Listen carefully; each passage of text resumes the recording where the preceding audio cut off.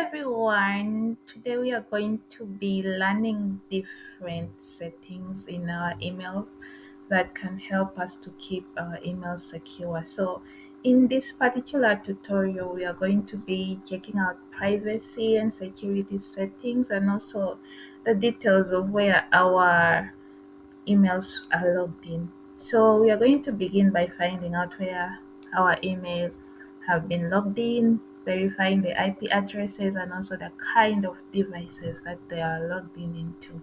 So I'm just going to scroll down to the bottom of this inbox of mine. This account, I don't usually use it, but I use it for practical. So I scroll down to the bottom and right here where my cursor is pointing, it shows details that is under last account activity. So I click on it. So right here there are a couple of IP addresses which show where our email account was logged in. So you can see the first IP address shows Uganda 41.75.1772 and the account was logged in using Chrome browser. So we want to check the details. Yeah, and it is on Windows. Yeah, so this location is very familiar to me because I'm the one who logged in my account. So if you check on the IP addresses of your Google account and they are not familiar, you just take on precaution and also change security settings, for example changing your password and all that. So let's check on advanced settings. Let's visit security checkup,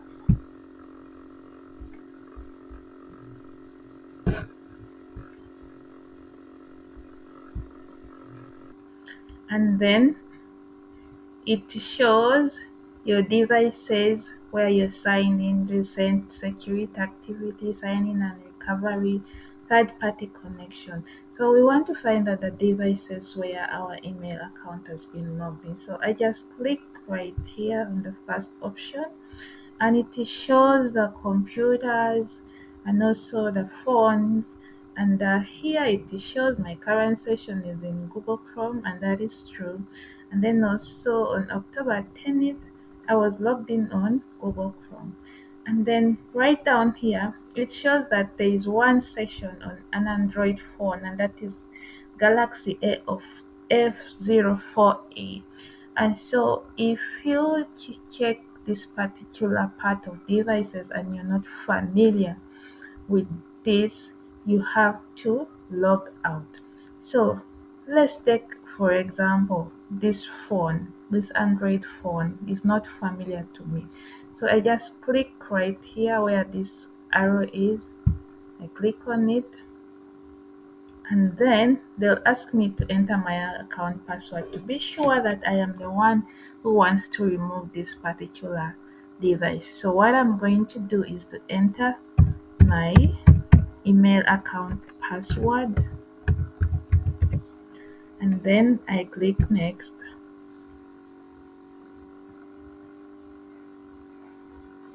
Alright, so right here it shows it. So if this device is unfamiliar to you, you can sign out. So for instance, if your account was hacked and then you notice that the device is really not familiar, so we are assuming this is the hacker's device, we just sign the hacker out. So when you sign the hacker out from right here, even where the hacker is, assuming the hacker is in Kenya, his device is signed out, so you end up securing your email. You sign out the hacker from here, then after that you change your passwords, you set up even a two-factor authentication. So let's sign this out. Okay, we are removing it. Okay, so that is how they sign out devices that are unfamiliar from a distance. All right. Okay, so the same applies also to other devices. So as you can see, we just signed out, so it's showing signed out. So let's go back and check also other security settings. So when I scroll down here, it shows recent security activity. So it shows all the activities that have recently happened in my Google account. Okay, so if there is any suspicious activity, it will show right here. So let's try and review this activity. Okay, so sign in step removed. So it shows that I removed that two-factor authentication, and why I removed it was because of this tutorial to show you how they set up a two-factor authentication. Recovery phone deleted. Yes, I did it. So if you are not familiar with this activity, if you're suspicious that someone logged into your account or deleted your recovery phone number, you just come here, click no, secure my account, and then you change your password. Okay, so let's go back and review other security settings. So I want to check out more. Right, now here this is one of the most important security settings, setting up your two-factor authentication. So you can see my two-step verification is off. So what is a two-factor authentication? A two-factor authentication is the second layer of security that you add to your account to prevent unauthorized access. Let's say, for example, you want to add your phone number as a second layer of security. When someone tries to gain unauthorized access to your account, they'll ask them for the password. And if they're able to get the password, then they will ask them to enter a code that comes to your phone number. That is if you've used your phone number as a, a second layer of security. So the hacker cannot access that code unless they have your phone. So there are also various methods of putting two-step verification. You can use an authenticator app, as you can see. I'm using an authenticator app, and it's called Google Authenticator. Okay, so this authenticator app also generates various codes, and each time there is a new code, that is something that is so secure about it. And then there are also other methods of authentication. You can have recovery codes, you know, and all that. So basically, the codes are generated for you that you can use to enter. So, but it's very important to keep these codes very secure so that at least if maybe a hacker manages to get into your account, they are not able to also access where you've stored the code. So let's set up a two-step verification. So I click right here, and then they are saying prevent hackers from accessing your account with an additional layer of security. Like I said earlier on, a two-step verification is a second layer of security that you add to your account, okay, to prevent unauthorized access. So I'm just going to add my phone number. Okay, so my phone number is from Uganda. So I look for my country code.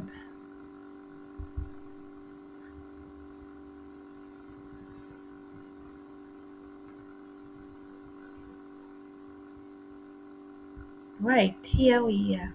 And then I'm going to add the other digits so that I am able to receive a code in my account. So I'm going to check my phone for the code that has been sent in my number.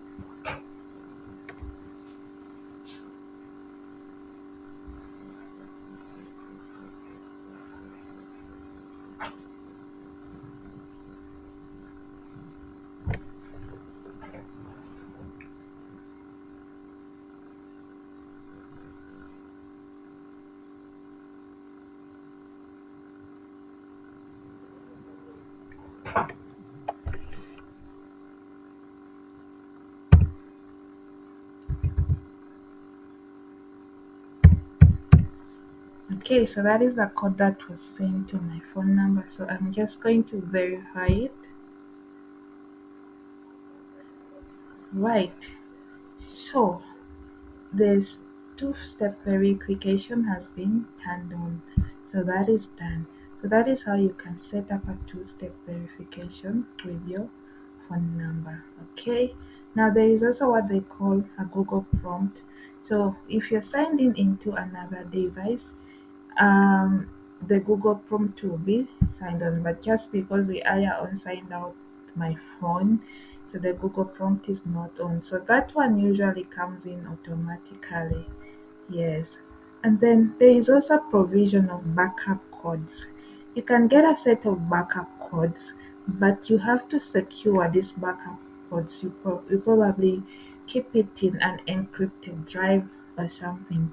I know you don't understand what encryption is, but encryption is the process of disguising content into unreadable format so that at least the hackers do not get authorized access to it.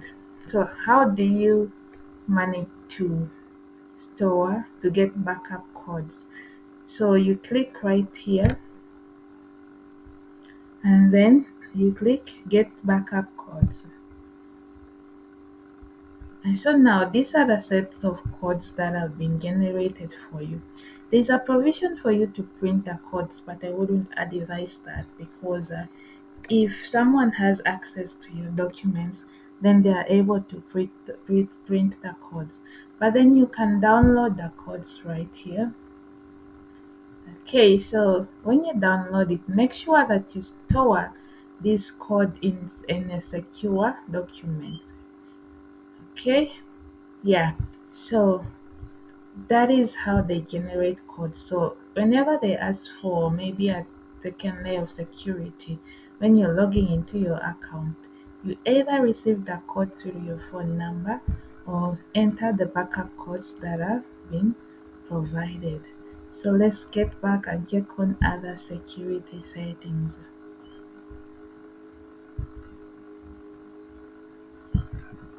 Okay, so we also have a provision of a recovery phone number under how you sign in.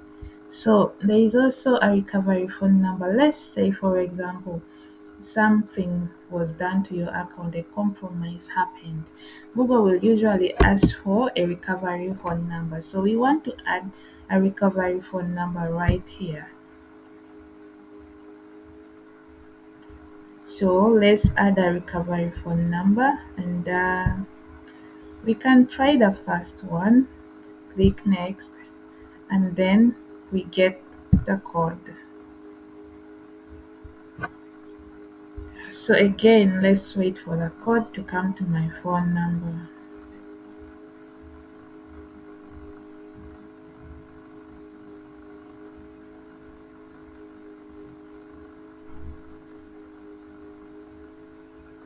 Okay, the code has come and it's 738843. So you click verify. Right, and the phone number has been added. So next time you want to recover your account, you will just enter the recovery phone number and you will be able to recover your account. Okay, so let's go to other settings. Okay, so we want to check on third party cookies. Yes, your third party cookies. Third party cookies usually put a risk to. Sorry. So we want to check on third party apps and services. Usually, the more apps, the more risk to your account. So we want to check on some of these. So here, one of the third party apps is LinkedIn. So if I click on there, they are saying keep track of your connection with LinkedIn. This app or service is secured by cross account protection. So how Google helps you sign into LinkedIn? When you sign in with Google to sign into your LinkedIn account, you're sharing some sensitive information with LinkedIn. So when you sign in using your Google account with LinkedIn, you're sharing sensitive information, and that is not really good. So you delete all connections you have with a third party app. So delete all connection you have with LinkedIn. So let's delete it and confirm. Okay, and then what more?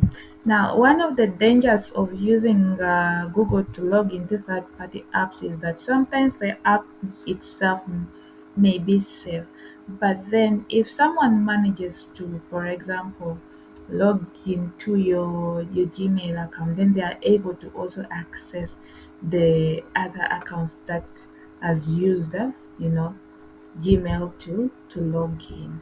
Yes, and then let's check on others. So you use the same procedure to sign out of other third-party apps. So when you scroll down here, you can still delete all connections you have with Mailvelope. So this is a third-party app. Mailvelope is usually a good app, and it helps you to encrypt data.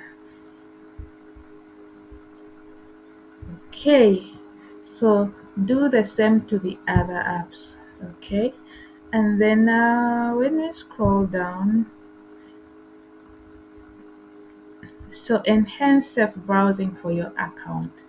Usually when you sign in to Google, the browsing data and all that, the history is stored in your Google account. So when you sign in into another location, the same data is displayed. So enhance safe browsing.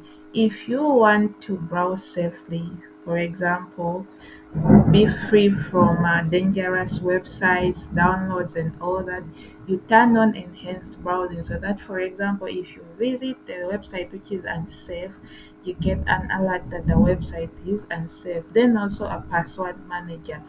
If you want to save your passwords on a Google account, which I don't recommend, you just click on password manager.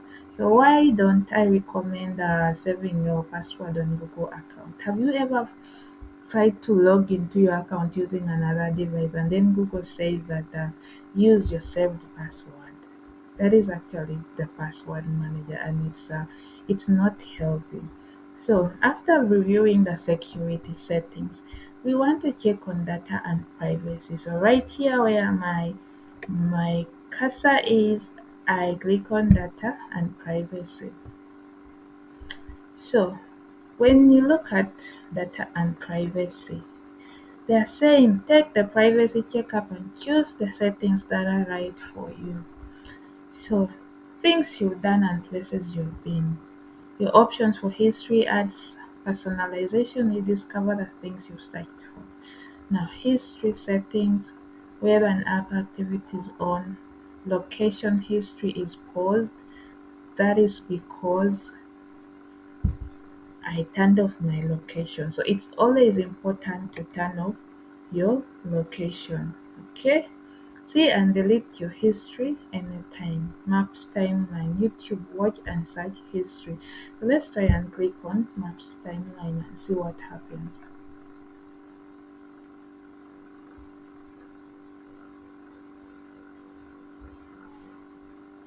Okay. See your most visited places and all of the places you've based on at your history. So now it shows where the places I have been. It shows the places I've been. Legacy Hotel, Shell. Now this is the reason as to why people are put under surveillance. If someone is able to access your Google account, believe me, they are also able to track where you are if your location is turned on. Let's say on 1st Feb I was at Legacy Hotel, okay? And then assuming today I've turned on my location and I'm maybe still at Legacy Hotel. If someone wants to come and have me, they just come to Legacy Hotel and look for me and have me. So that is how people are killed or attacked and all that. So these are the two places. That is why it's often important to turn off your location, because the moment someone is able to access your Google account, that means they are also able to know where you are. YouTube history. Let's click on YouTube history and see. Okay, so the YouTube history is turned on. So if you don't want people to see what you watch on YouTube, to see what you search on YouTube, you just come turn off your YouTube history and then it will say pause. Okay, right. So let's get back. So by the way, if your YouTube history is on, people are able to see everything that you search for. Okay, so right down here, personalized adverts. You can choose whether the adverts you see on Google services and partner sites are personalized. Personalized adverts on Google, on and all that. Search personalization. Choose whether search can show your personalized experiences based on data saved on Google. But then let's check on something very important. Okay, info you can share with others. Let's see if this setting is really very important. So this setting allows you to choose the information you can share with other people. Like for example, you can say that you want to share your personal information with just yourself. You don't want anyone to see, because if other people are able to see your information, then you are in danger. So again, location sharing right here. If you click on location sharing, you're able to see if you're sharing your location with other people. Let's see what happens down here.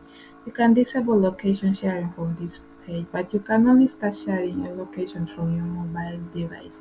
Location sharing across Google apps and services including Google Maps and Family Link. So they are saying I'm not sharing my location with anyone. So when you're using your mobile phone, there is always a provision of you turning on your location. So if you turn on your location and then also you add recipients, people's email addresses, those people are able to see where you are using their email addresses.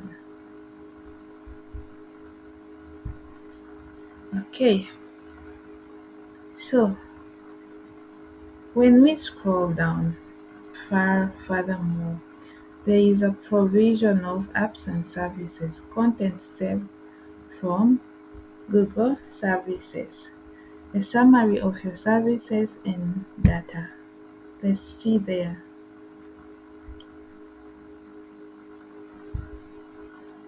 So recently used Google services. Here from this part you can also know if someone used your account to access other information. So here they are saying these are the services I've used: Gmail and YouTube. So if you come here and it shows that you used YouTube and you did not YouTube, then it's high time for you to secure your data. Then also it shows I've used Google Calendar. It shows really a lot, Play Store and all that. So through this page, you're able to find out if someone is misusing your Google account. And then there is a provision of you to download or delete your data. If you feel you are at risk and there is something you want to delete, you just click on delete a Google service, remove a service you no longer use. So let's click on that and see what happens. Again, I'm entering my password.